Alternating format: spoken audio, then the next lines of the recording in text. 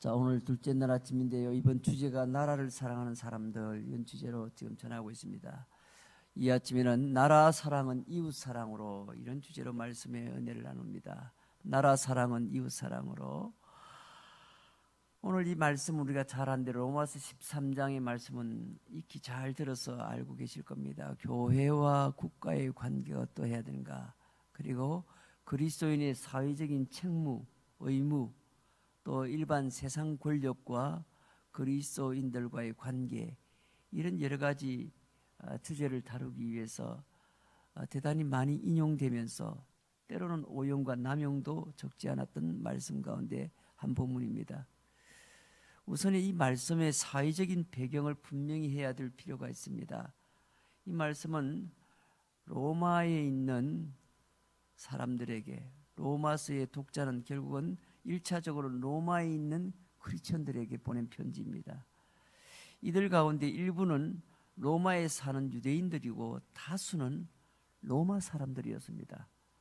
그러하기 때문에 여기서 언급되는 권세는 로마서 독자들이 몸담고 살고 있는 자기 나라의 그런 정치 리더십으로서 로마 당시의 황제, 원로원, 또 거기서 비롯된 로마 법의 통치를 가리킨다고 볼 수가 있습니다.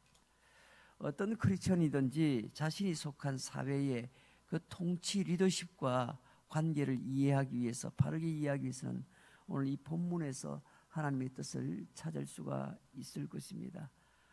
한국 교회와 그리스도인은 한국 정부와 어떤 관계가 되어야 되는지를 오늘도 이 말씀을 통하여 우리가 배울 수 있습니다.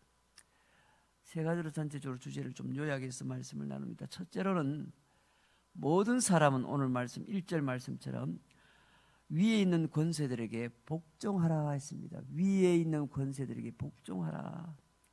로마서 13장 오늘 1절 말씀을 보세요. 각 사람은 위에 있는 권세들에게 복종하라. 권세는 누구로부터? 하나님으로부터 나지 않음이 없나니 모든 권세는 다 하나님께서 정하신 바라 했습니다. 여기에 사용되고 있는 권세라는 이 단어는 헬라 말로 엑수시아라는 말인데, 이것은 통치에 필요한 리더십을 말하는 겁니다. 권력을 뜻하는 겁니다. 권력. 위에 있는 권세는 필요와 경우에 따라서 사람 개인이 가지고 있는 엑수시아 권리죠. 그 개인이 가지고 있는 권리에 의무를 요구하거나 그를 제어할 수 있는 위치에 있는 고위 권력을 뜻하는 겁니다. 모든 사회는 공동의 발전과 질서 유지를 위해서 이렇게 개인의 권력 위에, 개인의 권리 위에 있는 사회의 권력이 필요한 것입니다. 형태는 다르지만 위에 있는 이 권세는 어떤 사회이든지 반드시 존재하게 되어 있습니다. 이런 사회 권력을 조직하고 부여하는 방식은 시대와 사회에 따라서 다르게 나타날 수 있습니다. 이 개인의 권리 위에 놓인 권력, 위에 있는 권세, 이런 말입니다. 이 개인의 권리 위에 놓인 이 권력은 그 정의 자체가 전체 사회를 위해서 개인의 권리를 포기하든지 아니면 양도함으로써 가능해지는 권력임을 보여주는 겁니다. 개인이 자기가 낳은 내 권리를 포기 못해, 이렇게 나오면은 어떻게 돼요? 위에 있는 권세에게 뭐예요? 순종할 수가 없잖아요. 그렇게 되어지면 자기 개인의 뭐예요? 권리를 지키기 위해서 1인 시위를 하게 돼 있어요. 그렇잖아요. 예. 여러분, 모든 국가의 권력은 우리 민주주의에서는 누구로부터? 국민으로부터 나온다고 했습니다. 이 개인의 권리야 그 위에 있는 권세들에게 뭐예요? 성경은 어떻게 해요? 복종하라, 그렇게 말씀하고 있습니다. 그러므로 그런 의미에서 볼 때 위에 있는 권세와 개인의 이 권리 사이에는 정의상 통치와 복종의 관계가 존재할 수밖에 없는 겁니다. 복종을 요구하는 것이 가능하지 않은 위에 있는 권세는 진정한 의미에서 위에 있는 권세, 통치 권력이 될 수 없다는 겁니다. 예를 들면 독재자의 권력, 그리고 국민을 탄압하는 권력, 이것은요, 국민이 또 위에 있는 권세, 진정 국민이 부여한 위에 있는 권세가 될 수가 없다는 얘기가 되는 겁니다.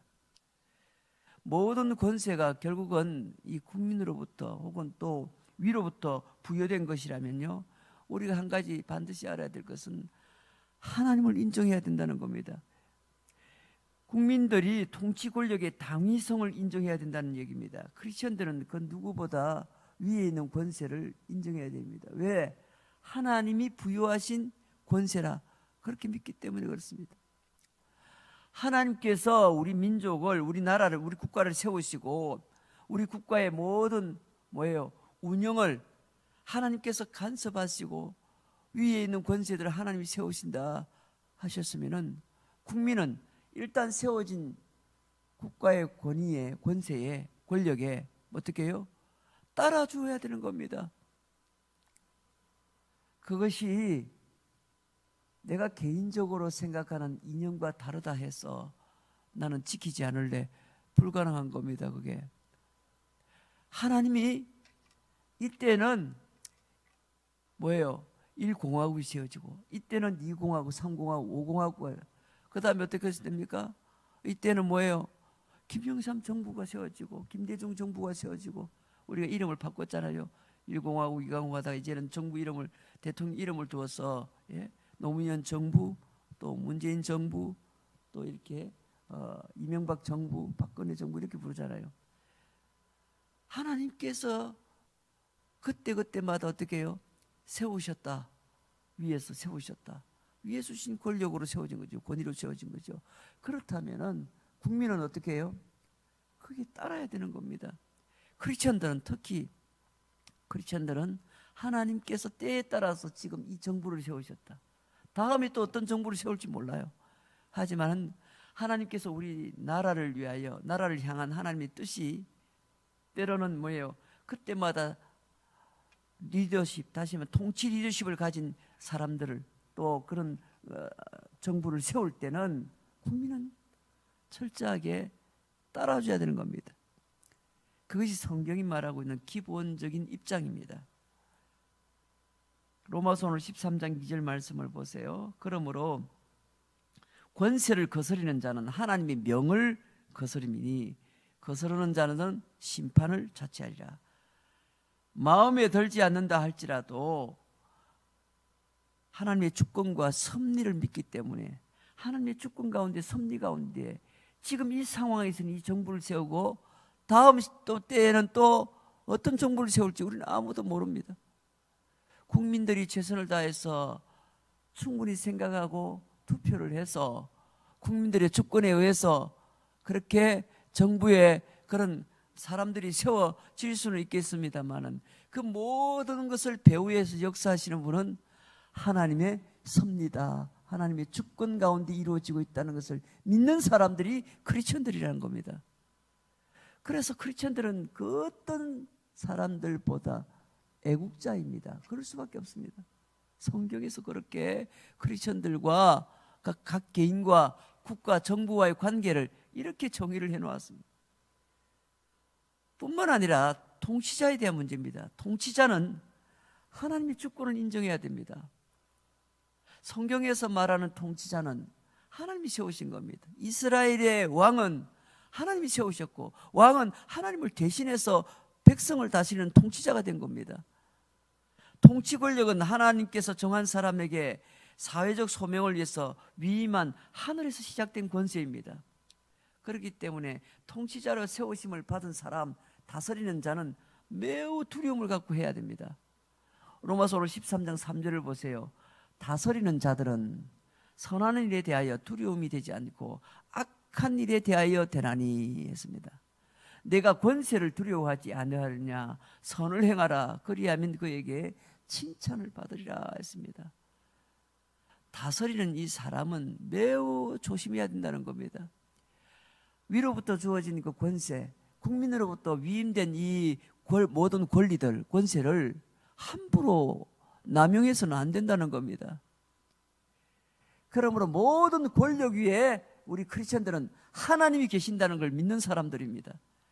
권력의 순종을 통해서 하나님께 순종하라는 겁니다, 성경에서는. 그러나 이 권력의 불복종을 통해서 하나님께 순종해야 된다는 상황이 생긴다면은 그 권력에 불복종함으로써 하나님께 순종해야 한다는 것입니다.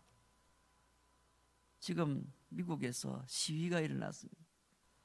그래서 엄청난 지금 말 그대로 국민의 시위가 이 뭡니까? 이 코로나 바이러스보다 더 무서운 것이 인종차별이다. 신문에 오늘 대수석비리가 그렇게 나오지 않습니까?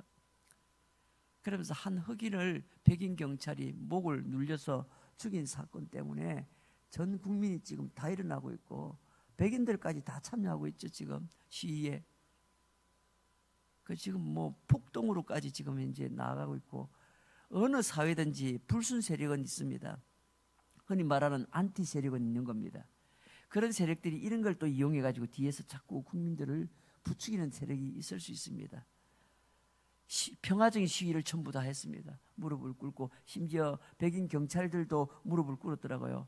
우리가 부끄럽습니다 하고 이렇게.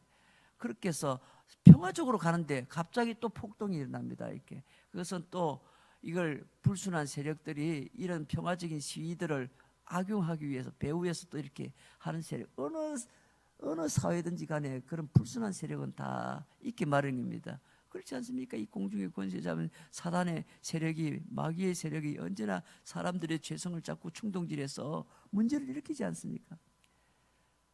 그래서 이런 불순한 세력이 이를 틈타 가지고 반정부 세력들이죠. 그런 세력들이 또 일어날 수 있는 겁니다.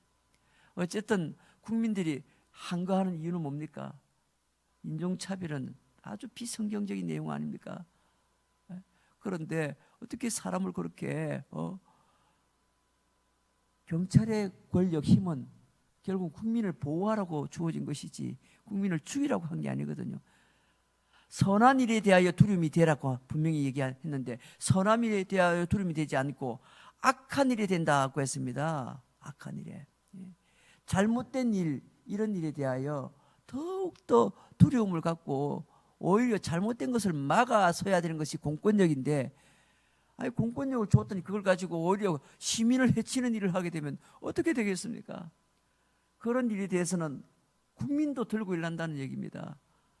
그것은 정부에 불복종하겠다는 의미가 아니라 지금 그런 부분에 있어서 정부가 잘못하고 있는 것에 있어서 국민들이 일어난 얘기 아닙니까? 성경적으로도 잘못되어 있고 하나님 보시기에도 잘못된 권력을 사용한 겁니다. 이렇게 부딪힐 때가 있습니다. 국가의 권력에 국민은 순종하고 따라가야 됩니다. 복종해야지 되지만, 그 질서에 따라가야 되지만, 그것이 하나님 보시기에 잘못됐다. 그래서 하나님 보시기에 잘못된 거, 하나님께 우리가 순종을 하려고 하니까 국가에는 불순종할 수밖에 없는 거예요. 왜? 하나님의 뜻을 따르려고 하니까. 그렇게 되어지면 어떻게 되겠어요? 그 권세와 맞서라. 그렇게 성경은 얘기하는 겁니다. 싫어도 하나님께서 그들 위에 세우신 권세가 되었을 때는 따르고 섬겨야 했던 것이, 그게 유다의 갈 길이었고 살 길 아니었습니까? 예레미야서 27장 17절 말씀 이하에 보면요, 하나님께 순종하는 길을 이렇게 소개하고 있습니다. 너희는 그들의 말을 듣지 말고 바벨론의 왕을 섬기라. 아니 지금 바벨론은 이방나라 왕인데 이방나라 왕을 섬기라고 말하는 겁니다. 너희는 바벨론의 왕을 오히려 섬기라. 그리하면 살리라. 지금 바벨론에 지금 속국이 돼가지고 포로 생활하고 있는 이런 판국인데 바벨론의 왕을 섬기라 그렇게 합니다. 왜? 현재는 바벨론의 지배를 받고 있으니까. 어찌하여 이 성을 황무지가 되게 하려느냐? 만일 그들이 선지자이고 여호와의 말씀을 가지고 있다면 그들이 여호와의 성전에와 유다의 왕의 궁전에와 예루살렘에 남아있는 기구를 바벨론으로 옮겨가지 못하도록 만군의 여호와께 구해야 할 것이니라 했습니다. 당시에 이 이방왕을 섬기지 말라고 하는 선지자가 있었는데 이 선지자의 말이 대단히 정의롭고 옳은 것 같았지만 오히려 그들이 바로 거짓 선지자들이었습니다. 예레미야서 27장 9절 10절에서는 이렇게 설명합니다. 너희는 너희 선지자나 복술가나 꿈꾸는 자나 술사나 요술자가 이르기를 너희가 바벨론의 왕을 섬기게 되지 아니하리라 하여도 너희는 듣지 말라. 하나님이 이렇게 분명히 메시지를 주셨습니다. 그들은 너희에게 거짓을 예언하여 너희가 너희 땅에서 멀리 떠나게 만들고 또 내가 너희를 몰아내게 하며 너희를 멸망하게 만든다 했습니다. 예수를 처형할 권한을 가지고 있었던 총독 빌라도의 권력도 그 시점에 하나님이 그에게 허락하신 것이었습니다.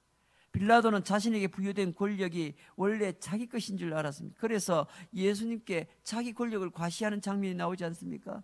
요한복음 19장 10절에 빌라도가 이르되 내게 말하지 아니하느냐, 내가 너를 놓을 권한도 있고 십자가에 못 박을 권한도 있는 줄 알지 못하느냐.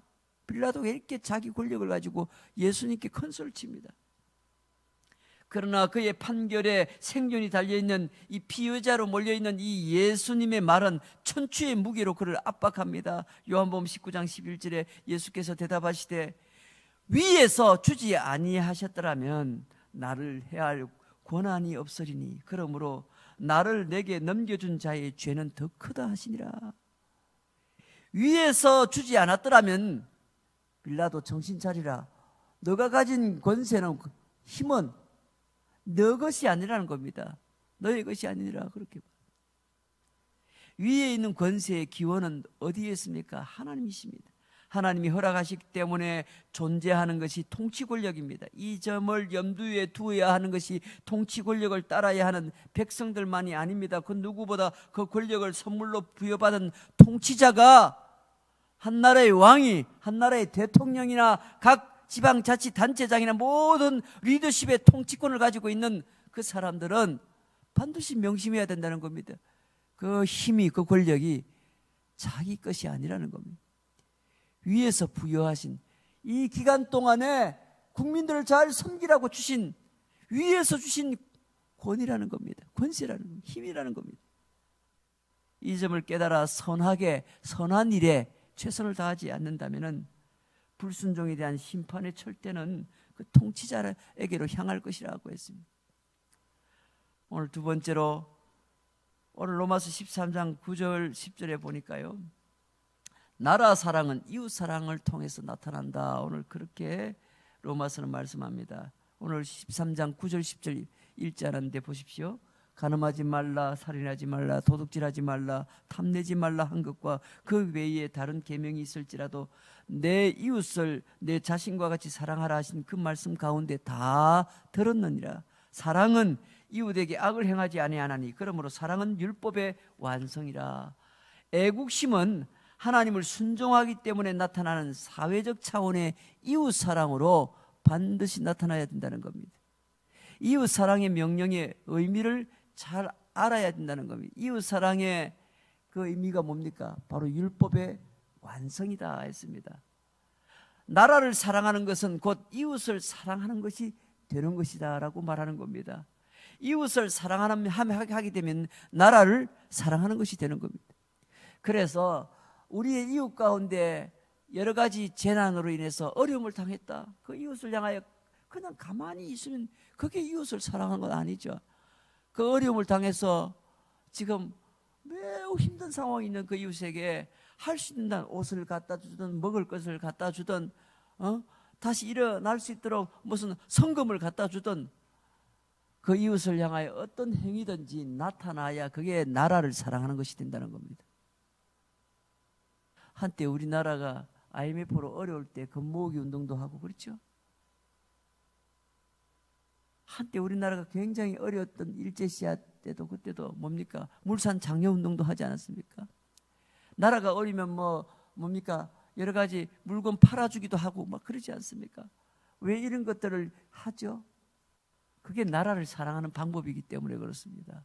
예. 국가는 이렇게 국가의 재정을 털어서라도 국민들에게 재난기금이라고 준 것은 우리 국민들 한 사람 한 사람에게 뭐예요? 위로하는 그런 차원, 힘을 주는 차원도 있지만 그것도 있지만 더더욱 가장 그 모든 목적은 어디에 가는 겁니까? 가장 힘든 소상공인들이나 어려운 사람들에게 그것을 뭐예요? 돈을 사용해서 그 사람들이 조금이라도 경기가 활성화되고 일어설 수 있는 힘을 주고자 하는 그런 배려에서 나온 것 아닙니까? 국가 시책을 따라서 또 국민들이 열심히 따라줘야 되겠죠. 모든 원리가 그런 겁니다. 이웃을 사랑하는 것이 그게 나라를 사랑하는 겁니다.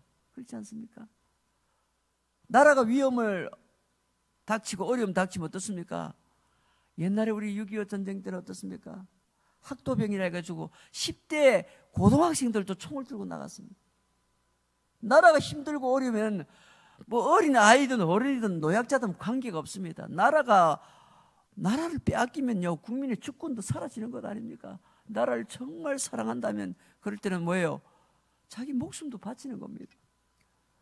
나라를 정말 사랑한다면 어려운 이웃을 내 몸처럼 사랑하는 주님의 말씀처럼 이웃을 사랑하는 것, 그게 나라를 사랑하는 겁니다. 그렇지 않습니까? 성경은 오늘 분명히 이것을 강조하는 겁니다.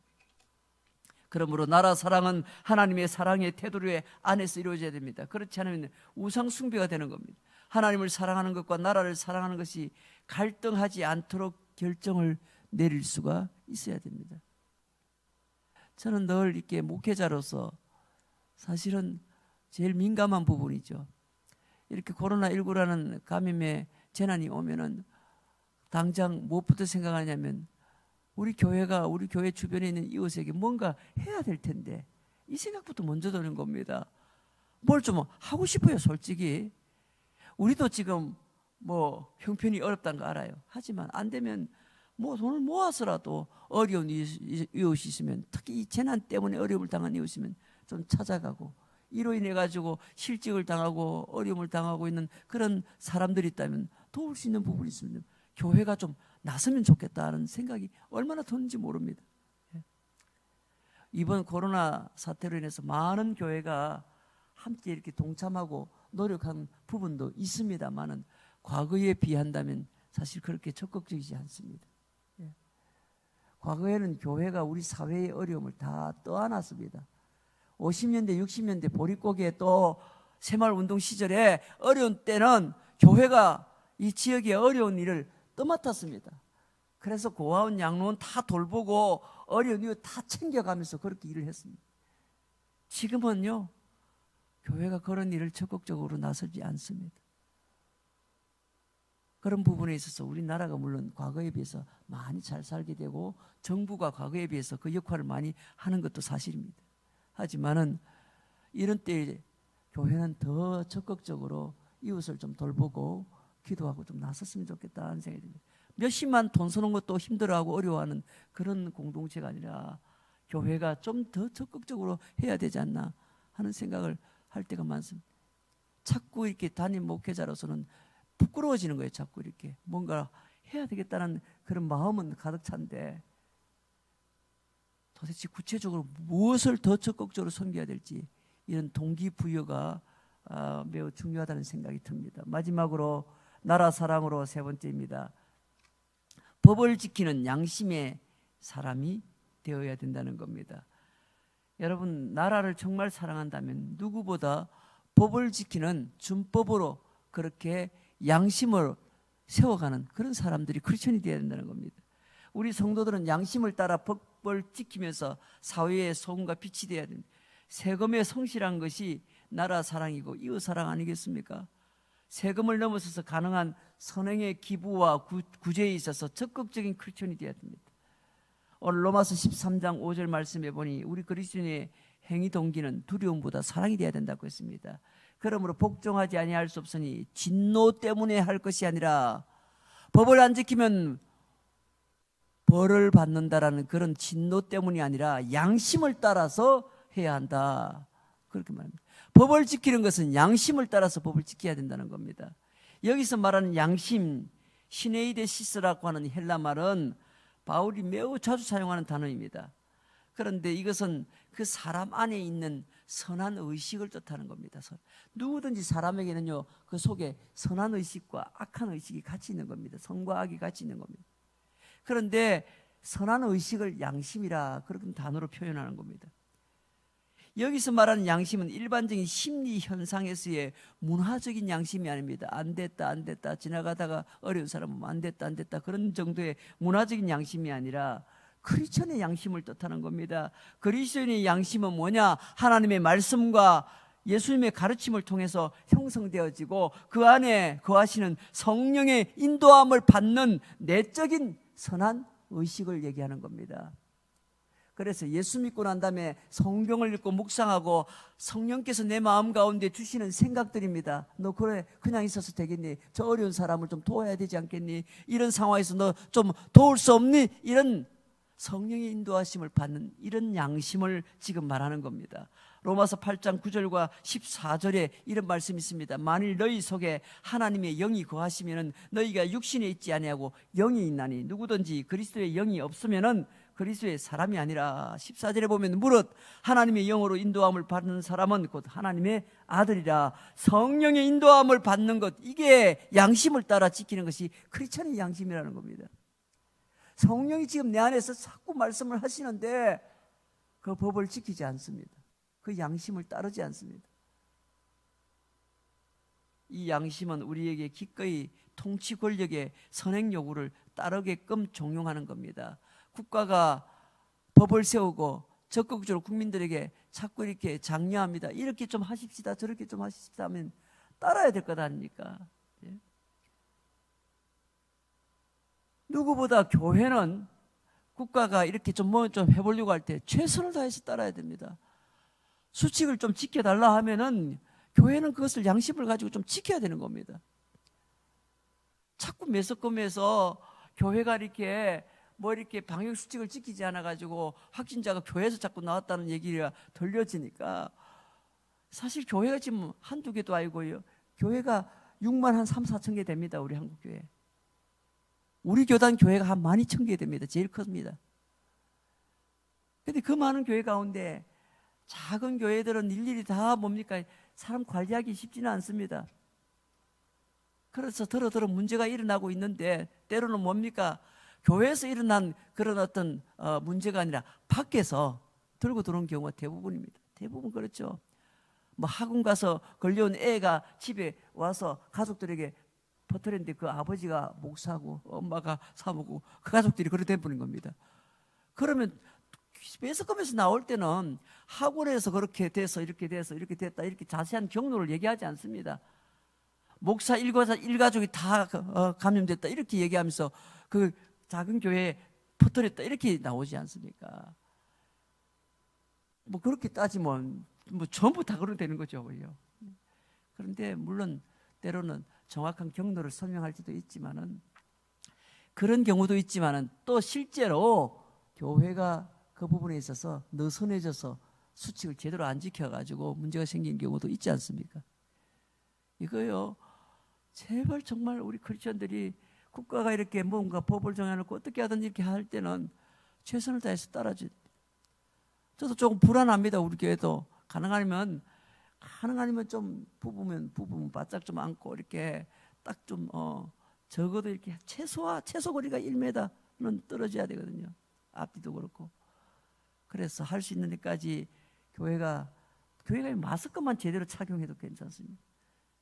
손을 깨끗하게 씻고, 그렇죠? 그리고 악수를 하지 않는 거 굉장히 중요한 겁니다. 그렇게 접촉을 좀 이렇게 하지 않으면 어지간해 가지고요, 이게 잘 확진자가 나올 수가 없습니다. 그래서 대부분 교회가 확진자 안 나옵니다. 그렇잖아요. 그런데 이제 지금 소그룹 모임이라든지 아주 그냥 음식을 같이 먹는다든지 이런 친밀한 모임들에 있어서는 아무래도 감염의 가능성이 대단히 많습니다. 어쨌든 국가가 이렇게 열심히 노력할 때 우리는 그 따라주는 것이 그게 성경에서 말하는 양심입니다. 또 13장 6절 7절을 보세요. 조세의 문제입니다. 세금 바치는 문제입니다. 너희가 조세를 바치는 것도 이로 말미암음이라. 그들이 하나님의 일꾼이 되어 바로 이 일에 항상 힘쓰니라. 모든 자에게 줄 것을 주되 조세를 받을 자에게 조세를 바치고 관세를 받을 자에게 관세를 바치고 두려워할 자를 두려워하며 존경할 자를 존경하라 했습니다. 이 조세의 철학과 기능을 다 설명하지는 않았지만은 상식선에서 생각하면 매우 당연한 일 아닙니까? 통치 권력의 운영을 위해서 또 국민 개인이 할 수 없는 국가적인 사업과 공익 행위를 위해서는 당연히 기금이 필요한 겁니다. 그래서 세금이란 제도를 만들어서 하는 겁니다. 근데 왜 자꾸 세금을 내지 않고 세금을 자꾸 어떻게 하든지 탈세를 하려고 하느냐는 겁니다. 그래서 정말 나라와 백성을 위하는 이웃 사랑의 마음으로 납세에 성실한 것이 그게 그리스도인의 양심의 모습인 겁니다. 여러분 지금 세금 때문에 불평들이 얼마나 많습니까? 오늘 이 말씀은 세금을 아까워하는 것이 그리스도인에게는 바람직한 자세가 아님을 가르쳐주는 겁니다. 세금을 사랑의 차원에서 생각하면 하나님 안에서 즐거운 일입니다. 내가 이웃과 나라와 사회를 위해서 세금으로 기여할 여력이 있다는 것은 그만큼 교회에서 하나님께 헌금을 내는 것만큼 감사하고 행복한 일이라 아니할 수 없는 겁니다. 국민으로서 세금은 당연한 겁니다. 크리스천으로서 하나님 앞에 모든 것이 하나님께서 나에게 주신 것이라는 것을 인정하는 것이 헌금 아닙니까? 12의 1조를 드린 것은 나의 생명을 유지하고 내 생활을 다 유지시킬 수 있도록 하나님이 나에게 주신 그 모든 물질을 다 주님께서 주신 것입니다라고 인정하는 것, 그게 11조 아닙니까? 지극히 당연한 것이지 않습니까?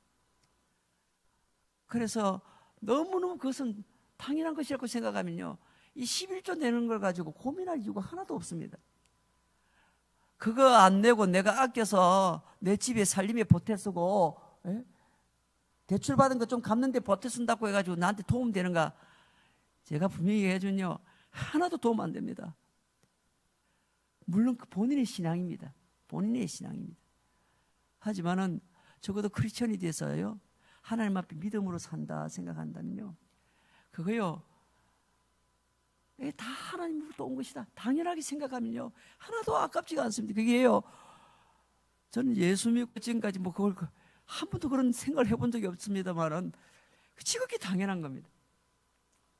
물론 저희 아이들이 다 지금 직장 생활합니다만 지극히 당연하다고 생각합니다. 그건 왜? 모든 것이 다 하나님 주신 거니까. 내가 지금 생명을 유지하는 것도 다 하나님 것인데, 여러분 국민으로서 당연히 뭐예요? 세금을 내는 것 당연한 겁니다. 물론 불평할 수 있습니다. 국가가 좀 세금을 많이 걷어들여야 국가의 운영을 더 잘할 수 있으니까 자꾸 세금을 자꾸 뭡니까? 종목을 자꾸 늘려간다든지 여러 가지 어려움인데 그 운영의 문제 아닙니까? 그런데 그런 문제에 대해서 국민이 때로는 불평을 할 수는 있겠습니다만은 근본적으로 일단 법을 세웠다면은 최선을 다해서 지키려고 노력은 해야 될 것입니다. 그것이 궁극적으로 나라를 사랑하는 것이요, 이웃을 사랑하는 결과가 되기 때문에 그렇습니다. 우리 함께 기도하고 돌아갑니다.